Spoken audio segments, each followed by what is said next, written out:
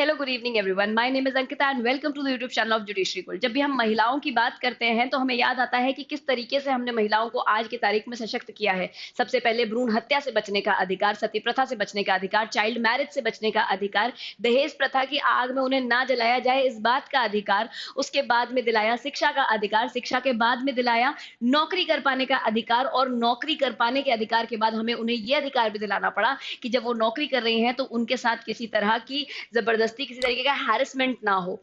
तो उस हैरेसमेंट के खिलाफ भी अधिकार दिलाया गया। लेकिन आज जिस अधिकार की हम बात कर रहे हैं ये इन सभी अधिकारों से बहुत अलग है। So welcome to the episode 9 of scoop, जहां पर हम डिस्कस करने वाले हैं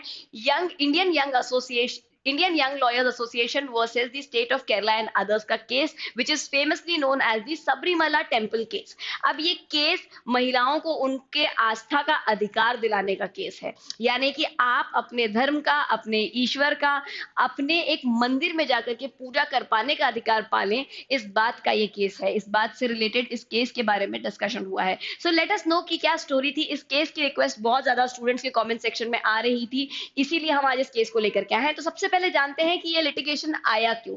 एक मंदिर है Sabarimala temple in the Kerala region, in the state of Kerala, जहां पर महिलाओं का जाना बैंड है। अब सभी महिलाओं का जाना वहां पर रुकावट नहीं है, लेकिन 10 वर्ष की आयु से लेकर के 50 वर्ष की आयु की महिलाओं को, जो कि बेसिकली आमतौर पर मेंस्ट्रुएशन की एज होती है, तो इन मेंस्ट्रुएटिंग फीमेल्स को मंदिर में जाना अलाउड नहीं है। कारण क्या है इस बात के पीछे? उस मंदिर के अंदर जो ईश्वर हैं, जिनका नाम है आयप्पा स्वामी के इस मंदिर में महिलाओं के जाने पर निषेध इसलिए है क्योंकि आयप्पा स्वामी एक ब्रह्मचारी थे। वो एक सर्टेन वर्ष, एक सर्टेन आप कह सकते हैं कि एक उनकी एक अपनी प्रेफरेंस थी, एक अपनी इटर्नल प्रेफरेंस थी, जिसमें वो सेलिबेसी को फॉलो करते थे, यानी कि ब्रह्मचर्य को फॉलो करते थे। और क्योंकि वो ब्रह्मचारी रहना चाहते थे, इसीलिए मंदिर में महिलाओं का, खास करके जो महिलाएं मेंस्ट्रुएटिंग एज में है, उन महिलाओं का जाना निषेध था। इसके लिए एज स्लैब डिफाइन किया गया कि 10 से 50 वर्ष की आयु की महिलाएं मंदिर में एंटर नहीं कर सकती हैं, 10 वर्ष से नीचे की महिलाएं मंदिर में जा सकती है, लड़कियां मंदिर में जा सकती है, और 50 वर्ष से ऊपर की महिलाएं मंदिर में जा सकती है, क्योंकि इस उम्र में आमूमन तौर पे महिलाएं मेंस्ट्रुएट नहीं कर रही होती है। अब इसी चीज को लेकर के कुछ महिलाओं ने और एक एसोसिएशन ने, which is known as the young Indian lawyers association, इन्होंने कुछ महिला भक्तों के साथ मिल करके एक लिटिगेशन फाइल किया। इस लिटिगेशन में उन्होंने एक एक्ट को चैलेंज किया। एक्ट का नाम था the Kerala Hindu places of public worship authorization of entry act 1965। इस एक्ट का सेक्शन 3 रूल 3B मना करता था, एक रेस्ट्रिक्शन डालता था बेसिकली। सो ये एक्ट जो है ये बेसिकली ये कहता है कि आप यदि हिंदू हैं तो आप हिंदू प्लेसेस ऑफ वर्शिप पे जा सकते हैं। लेकिन इसका एक रूल 3B था जो बेसिकली इसी चीज को एक एक्सेप्शन देता था। एक्सेप्शन ये देता था कि महिलाएं अगर किसी देवता में, या किसी देवता के जो भी प्रेफरेंसेस है उनके हिसाब से, या किसी अगर ट्रेडिशन में, किसी कस्टम में अगर किसी महिला का मंदिर में जाना निषेध है, तो वहां पर हम महिलाओं को जाने नहीं देंगे। और इसी चीज के चलते हुए सबरीमला टेम्पल में, क्योंकि अयप्पा स्वामी ब्रह्मचर्य का पालन करते हैं, इसीलिए इस मंदिर में हमने महिलाओं की एंट्री बंद कर दी, और इस रूल 3B के तहत हमने एक एग्जेम्पशन दे दिया इस एक्ट को। अब यहाँ पर एक केस था जिसमें पहले भी इस रूल को चैलेंज किया गया था, इस रूल की वैलिडिटी को चैलेंज किया गया था, ये कहते हुए कि ये रूल सही नहीं है, असंवैधानिक है, क्योंकि ये महिलाओं को उनकी आस्था फॉलो करने नहीं दे रहा है।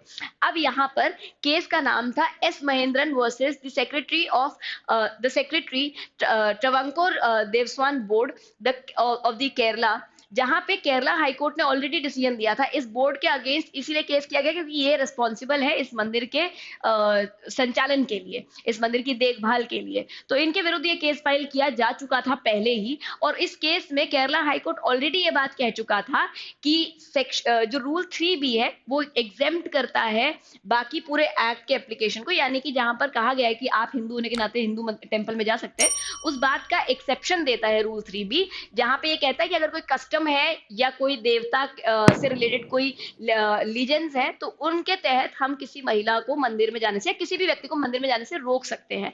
एंड देयरफॉर हम सबरीमला टेम्पल में भी अयप्पा स्वामी की पूजा के लिए 10 वर्ष से लेकर 50 साल की महिलाओं को जाने के लिए रोकते हैं। और इसी बात को इन्होंने, इस रुकावट को इन्होंने इसेंशियल रिलीजियस प्रैक्टिस के तहत रिकॉग्नाइज किया कि भाई ये जो हम बैन लगा रहे हैं महिलाओं पे, ये क्या है, इसेंशियल रिलीजियस प्रैक्टिस का पार्ट है, and therefore it should not be questioned, या इसके ऊपर कोई तरीके की अनकॉन्स्टिट्यूशनैलिटी अट्रैक्ट नहीं होती है।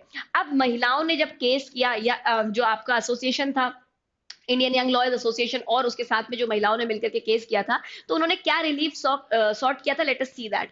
उनकी जो मांग थी वो ये थी कि स्ट्राइक डाउन कर दिया जाए इस बैन को, जो कि 10 से 50 साल की महिलाओं को मंदिर में जाने से रोकता है। दूसरा उनका कहना था कि ये जो कस्टम है इसको असंवैधानिक घोषित कर दिया जाए, क्योंकि ये वायलेट करता है आपके आर्टिकल 14 यानी कि राइट टू इक्वालिटी को, आर्टिकल 15 यानी कि no discrimination on the ground of gender और सेक्स को, साथ ही में आर्टिकल 17 को जो अबॉलिशन ऑफ अनटचेबिलिटी की बात करता है, फिर सेक्शन आर्टिकल 25 को जो कि फ्रीडम ऑफ रिलीजन की बात करता है। यहाँ पर जो आपके पिटिशनर्स थे उनका आर्ग्यूमेंट था that women devotees also have the right to worship, जहाँ पे आप राइट टू वर्शिप का या फ्रीडम ऑफ रिलीजन दे रहे हैं, आर्टिकल 25 इस बात को इंश्योर करता है कि सभी लोग अपनी अपनी आस्था का पालन करते हुए पूजा पाठ कर पाए, जबकि सबरीमला टेम्पल के जो रूल्स हैं वो ऐसा नहीं करने दे रहे, इसीलिए उनका आर्टिकल 25 भी ब्रीच हो रहा है। Now and direct the Kerala government and the Travancore Devasthan board which manages the temple to ensure access to all women without restriction। और साथ में ये कहा, ये मांग करी कि आप ट्रेवंकोर देवस्थान बोर्ड से और केरला गवर्नमेंट से इस बात की मांग कीजिए, इस बात के लिए उन्हें डायरेक्ट कीजिए कि वो महिलाओं को इस मंदिर में जाने दें, और जिस तरीके से पुरुषों को इस मंदिर में पूजा करने का अधिकार है वैसे ही उन्हें भी अधिकार मिले यहाँ पर। अब अगर हम बात करें कि कोर्ट के सामने इश्यूज क्या थे, तो ध्यान से देखिए क्या इश्यूज थे। सबसे पहले equality and non discrimination. Core question जो सामने था वो था, does excluding women of a particular age violate article 14 and 15। So क्योंकि पहले उन्होंने कहा ही है कि आर्टिकल 14-15 का ब्रीच है, तो क्या वाकई में एक पर्टिकुलर एज स्लैब की महिलाओं को मंदिर में जाने से रोकना आर्टिकल 14 और 15 का ब्रीच था? क्या राइट टू इक्वालिटी और prohibition on the basis of gender के ऊपर को क्षति पहुंचाई जा रही थी? उसके बाद में women's right to worship, इस ये दूसरा इशू था कि क्या do women have an independent right under article 25 clause 1 to freely practice religion and enter a particular temple? The third thing was essential religious practice, कि भाई ये जो मंदिर के अंदर एक पर्टिकुलर एज ग्रुप की महिलाओं का जाने पे रुकावट है या रोक है, निषेध है, क्या ये इसेंशियल रिलीजियस प्रैक्टिस का हिस्सा है? क्या ये आयप्पा फेथ को प्रोटेक्ट करता है आर्टिकल 25-26 के तहत? उसके बाद में अगला सवाल था religious denomination. Is the Sabarimala temple a separate religious denomination entitled to manage its own affairs under article 26 clause B? And then untouchability की एनालॉजी, जो कहा गया कि आर्टिकल 17 का भी यहाँ पर हनन हो रहा है, तो क्या वाकई में अगर हम एक महिला को मंदिर में नहीं जाने दे रहे तो क्या ये अनटचेबिलिटी जैसा है? Does the exclusion based on the notion of impurity on the basis of menstruation is basically untouchability? क्या ये अनटचेबिलिटी के अंतर्गत आएगा? और उसके बाद में आखिरी सवाल था वैलिडिटी ऑफ रूल 3B। ये जो 3B रूल है, क्या ये वैलिड है या ये असंवैधानिक है? Is rule 3B of the 1965 rules which permits exclusion of women unconstitutional for being contrary to the Parent Act and the Constitution। तो जो पेरेंट एक्ट है, पेरेंट एक्ट कौन सा था आपका? ये आपका पेरेंट एक्ट था। This is your Parent Act, the Kerala Hindu Places of Worship, Places of Public Worship Authorization of Entry Act 1965। क्या इस एक्ट को ब्रीच कर रहा है? क्या संविधान को ब्रीच कर रहा है? अब देखते हैं कि इसके ऊपर कोर्ट ने क्या जजमेंट दिया। सो 28 सितंबर 2018 को एक बहुत ही महत्वपूर्ण जजमेंट हमारे सुप्रीम कोर्ट ने दिया। ये बहुत कंट्रोवर्शियल जजमेंट रहा, लोगों के अलग अलग आर्ग्यूमेंट्स थे यहाँ पे। सबसे पहले तो ये इसलिए कंट्रोवर्शियल था क्योंकि धर्म से जुड़ी जो भी बातें होती हैं वो अक्सर कंट्रोवर्सी में आ ही जाती हैं, because religion is such a personal thing कि हर एक व्यक्ति का एक अलग सोच होती है, उसके ऊपर एक अलग धारणा होती है, उसके ऊपर एक अलग विचारधारा होती है, और दो लोग एक दूसरे की विचारधारा से अग्री कर पाए इस बात की संभावना कम होती है, खास करके जब हम किसी एकदम एक्सट्रीम ऑर्थोडॉक्स या कंजर्वेटिव ग्रुप और साथ में एक बहुत ही लिबरल प्रोग्रेसिव ग्रुप की बात कर रहे हो। तो यहाँ पर बेसिकली एक ट्रेडिशनल और एक लिबरल सोच के बीच में विवाद था। कुछ लोग थे, कुछ महिलाएं भी थी जो बेसिकली इस केस के सपोर्ट में नहीं थी, इस पेटिशन एजुकेशन के सपोर्ट में नहीं थी। उनका ये कहना था कि मंदिर में जाने का जो निषेध है वो उनके किसी भी राइट टू इक्वालिटी को ब्रीच नहीं करता, बिकॉज जो डेटी है, जो अयप्पा स्वामी है, कहीं ना कहीं उनका जो उनका जो जीवन जीने का तरीका था या जो उनकी प्रैक्टिसेस थी वो ब्रह्मचर्य की प्रैक्टिसेस थी, एंड इसीलिए एक सर्टन एज ग्रुप की महिलाओं को वहां पे जाने से बैन किया। ऐसा तो नहीं कि महिलाओं को जाने ही नहीं दिया है, लेकिन एक सर्टन एज ग्रुप की महिलाओं को जाने से बैन किया गया है वहां पे, तो विच इज अप्रोप्रिएट। अब यहाँ पे हिंदू पक्ष, हिंदू धर्म की ही कुछ लोग, कुछ महिलाएं, कुछ पुरुष इस बात के साथ थे, कुछ इसके विरुद्ध थे। तो सिर्फ ये एक डिबेट कोर्ट के लिए नहीं था, ये डिबेट था जनता का भी। ऐसा नहीं था कि एक रेमेडी जो पूरी जनता एक साथ मांग रही थी, जनता में भी काफी सारे लोग थे जो इस बात के खिलाफ थे, हमारे पॉलिटिकल ग्रुप्स थे जो इस बात के खिलाफ थे, या कुछ लोग थे जो इस बात के सपोर्ट में थे। नाउ लेट अस सी कि क्या डिसीजन आया। सुप्रीम कोर्ट ने एक बहुत ही लैंडमार्क डिसीजन यहाँ पर दिया है, सो ध्यान से देखना।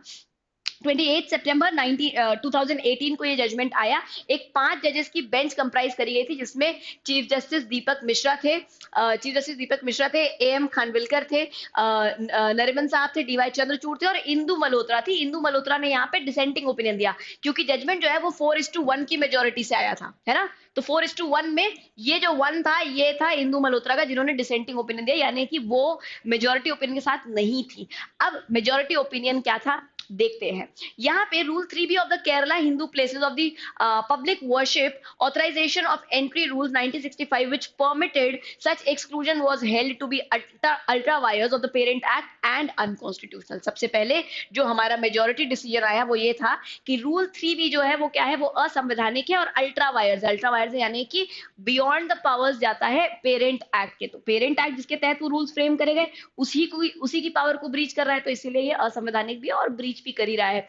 फिर बात करते हैं आर्टिकल 14 और 15 के दृष्टिकोण से सुप्रीम कोर्ट का क्या कहना था। जहां राइट टू इक्वालिटी की बात आती है, सुप्रीम कोर्ट का कहना था exclusion of women of a particular age group is arbitrary and discriminatory, customs can not override the constitutional guarantee of equality. Court का कहना था कि देखिए, महिलाओं को एक कारण की वजह से, एक पर्टिकुलर एज की महिलाओं को किसी कार्य को करने से रोक देना, किसी वर्शिप को करने से रोक देना, ये कहीं ना कहीं डिस्क्रिमिनेटरी तो है ही। और जब भी अगर आप कोई डिस्क्रिमिनेशन करेंगे तो वो डिस्क्रिमिनेशन को हम प्रोटेक्ट नहीं कर सकते किसी कानून या कस्टम के तहत, क्योंकि जब भी कस्टम और कॉन्स्टिट्यूशन के बीच में डिबेट होगा, कॉन्स्टिट्यूशन हमेशा, या कॉन्स्टिट्यूशनल राइट्स की जो गारंटी है वो हमेशा प्रिवेल करने वाली है, and therefore constitutional guarantee will prevail, where as जो कस्टम है वो वहां पर डिफीट हो जाएगा। तो हम मानते हैं कि आपका कस्टम होगा, लेकिन आपका कस्टम इक्वालिटी को ब्रीच कर रहा है, और यदि कोई कस्टम इक्वालिटी को ब्रीच करेगा तो उसको सबसाइड करना पड़ेगा, उसको ओवरराइड करना ही पड़ेगा कॉन्स्टिट्यूशनल नोशन के साथ में। और वही किया गया कि आर्टिकल 15 और आर्टिकल 14 को यहाँ पे ओवरराइडिंग इफेक्ट दे दिया over the customs of the Ayyappa temple. Article 25 के दृष्टिकोण से अगर हम बात करें, है ना, एक इशू ये भी था कि क्या आर्टिकल 25 के तहत जो बात कही जा रही है कि आपके फ्रीडम ऑफ रिलीजन का एक तरीके से हनन है, राइट टू वर्शिप का हनन है, तो क्या ये वाकई में ऐसा हो रहा है। यहाँ पे कोर्ट ने कह रहा था एवरी इंडिविजुअल मेल और female has the right to freely profess and practise the religion. This right cannot be denied on the ground of physiology,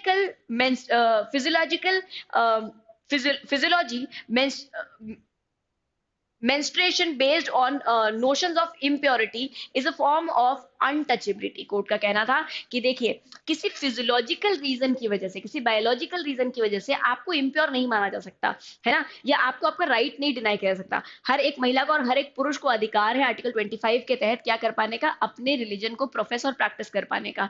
अगर महिलाओं को आप एक ग्राउंड की वजह से, एक पर्टिकुलर रीजन की वजह से, जो कि उनके कंट्रोल में भी नहीं है, जो कि फिजियोलॉजिकल ग्राउंड है, ठीक है, जो बायोलॉजिकल ग्राउंड है, अगर आप उस ग्राउंड की वजह से उन्हें मंदिर में जाने से रोकते हैं तो ये उनके आर्टिकल 25 का हनन तो है ही। साथ में कोर्ट का कहना था कि जब बात करते हैं आर्टिकल 17 के ब्रीच होने की, आर्टिकल 17 के एक तरीके से यहाँ पे अब्रिज होने की, तो देखिए, जब आप एक महिला को मेंस्ट्रुएशन के कारण इम्प्योर मानते हैं तो ये अपने आप में अनटचेबिलिटी ही है, क्योंकि अनटचेबिलिटी का पूरा नोशन ही कहां से आया था, इसी बात से आया था कि एक सर्टन कास्ट के लोग या एक सर्टन जनजाति के लोग, ट्राइब के लोग अनटचेबल्स है, एक सर्टन प्रोफेशन के लोग अनटचेबल्स है। क्यों अनटचेबल्स है? क्योंकि ये इम्प्योर है ना।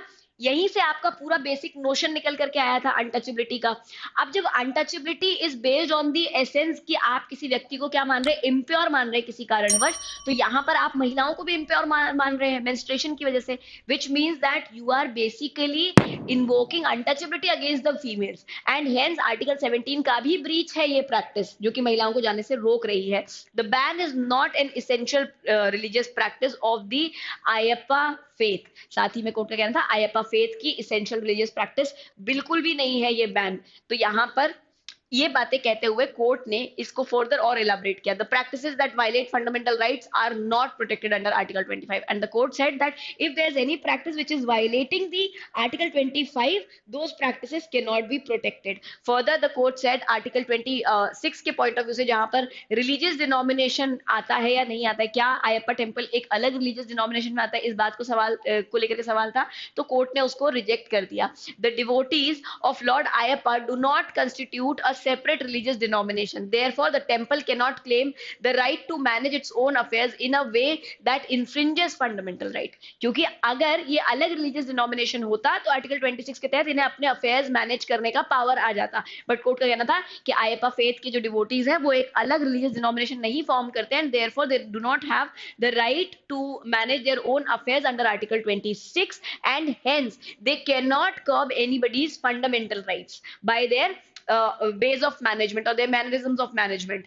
आर्टिकल 17 को अगेन ब्रॉडर रीडिंग देते हुए अनटचेबिलिटी को और ज्यादा एक्सपैंड करते हुए अनटचेबिलिटी कॉन्सेप्ट को, क्योंकि अनटचेबिलिटी ना संविधान में लिखा तो है आर्टिकल 17 में कि अनटचेबिलिटी को हम अबॉलिश करते हैं, पनिश करते हैं, बट कहीं पर भी ना उसको डिफाइन नहीं किया है। वो डेफिनेशन कोर्ट के जजमेंट से आया है और कोर्ट ने हमेशा यही कहा है कि आप लिटरल अर्थ पे मत जाइए, आप उसके हिस्टोरिक अर्थ पे जाइए। ठीक है, कि क्यों हमें आर्टिकल 17 लाना पड़ा हमारे संविधान के अंदर, हमें आर्टिकल 17 रखना क्यों पड़ा, इस बात को सोचिए और इस बात पे ध्यान दीजिए, उन कारणों पे ध्यान दीजिए। तो यहाँ पर भी कोर्ट ने एक और ब्रॉडर आपका क्या दिया, पर्सपेक्टिव दिया या डेफिनेशन दिया अनटचेबिलिटी को। The court said some judges, especially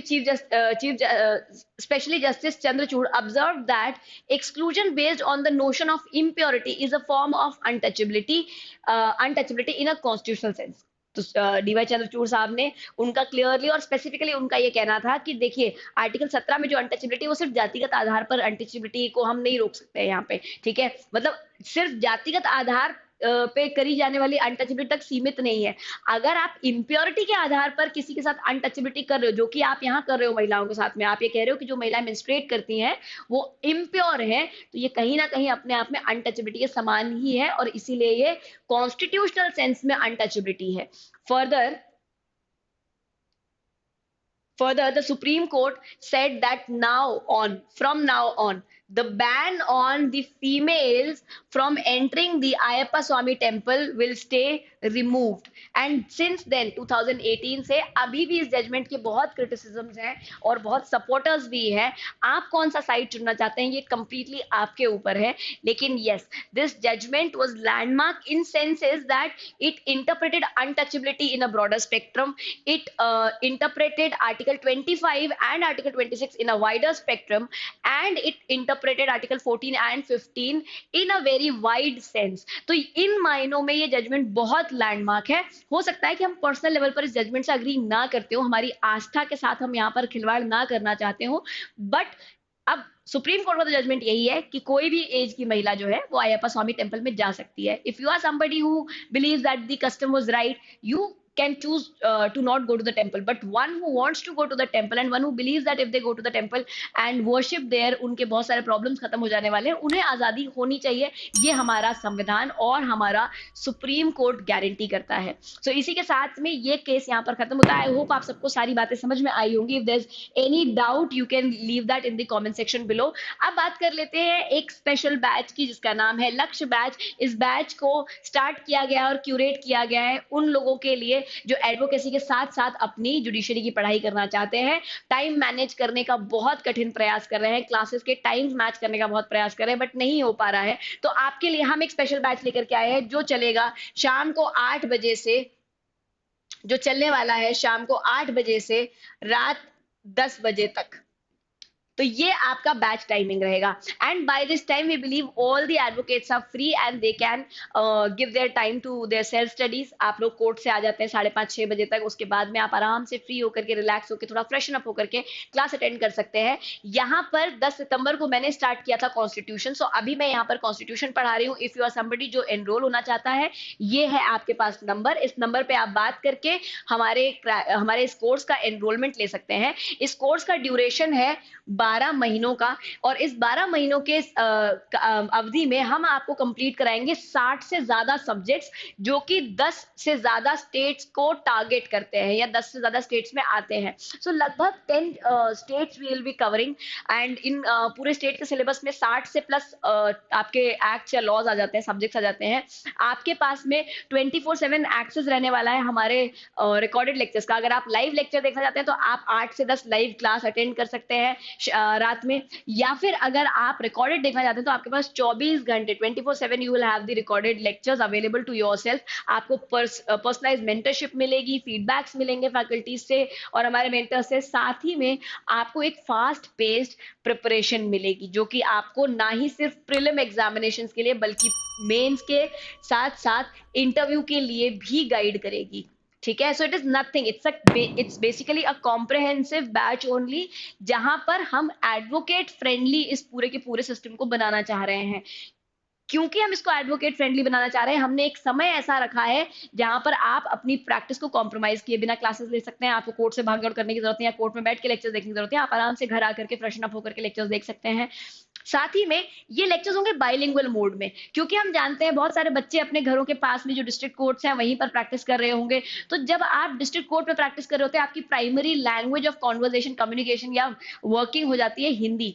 तो हिंदी लैंग्वेज के साथ साथ इंग्लिश लैंग्वेज में, हम दोनों ही लैंग्वेज में आपको पढ़ाएंगे कि अगर आप इंग्लिश प्रेफर करते हैं तो आप इंग्लिश में बात कर सके, इंग्लिश में देख सके लेक्चर, मतलब इंग्लिश में सारी चीजें समझ सके। और यदि आप एक हिंदी भाषी स्टूडेंट है या अगर आपकी प्रेफरेंस हिंदी है तो आपको हिंदी भी समझ में आए, क्योंकि मैक्सिमम मेजोरिटी जो है डिस्ट्रिक्ट कोर्ट में प्रैक्टिस करने वाली वो ज्यादा अफ्लुएंट होती है हिंदी के साथ में। तो इसी बात को ध्यान में रखते हुए हमने हिंदी इंग्लिश दोनों मोड्स में इन क्लासेस को रखा हुआ है। सो फटाफट से अपने आप को एनरोल करा लीजिए, ताकि आपकी एक अच्छी सी प्रिपरेशन हो सके बिना अपने प्रैक्टिस को कॉम्प्रोमाइज करे, क्योंकि अब प्रैक्टिस तो मैंडेटरी है ही, 3 साल का एलिजिबिलिटी क्राइटेरिया आपको मीट करना ही पड़ेगा। So there it is something जो आप कॉम्प्रोमाइज नहीं कर सकते हो, है ना। चलिए bye guys, make your day great. मिलते हैं अगले सेशन में। अपना सजेशन मुझे चैट बॉक्स में, कमेंट बॉक्स में जरूर डालिएगा, जहां पर आप मुझे कोई भी और केस रिक्वेस्ट कर सकते हैं जिसको हम अगले सेशन में लेकर के आएंगे। Bye guys, make your day great.